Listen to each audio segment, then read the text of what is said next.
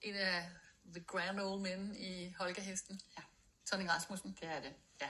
Han er også ved at være en ældre herre. Det er han. Blevet 80. Ja. Han er med et enkelt billede herude, og har næsten en lille rum for sig. Ja, Tony har kun kommet med det her billede. Ja. Og så synes vi, at i det her rum, i den her stillhed, har det fået sådan næsten lidt sakral ophængning, og tager meget fint imod.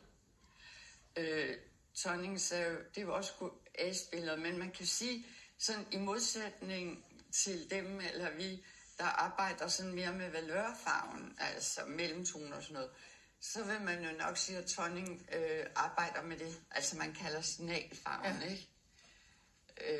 Og det er meget fint i rummet sammen med Jens Tehlers billeder, fordi der er den meget dynamik i farven. Og så er det jo, altså indholdsmæssigt, det er jo svært, at det ligger jo, der er jo en surrealitet i det, man tænker måske på Miro, men der er også sådan en metafysik i det, ikke?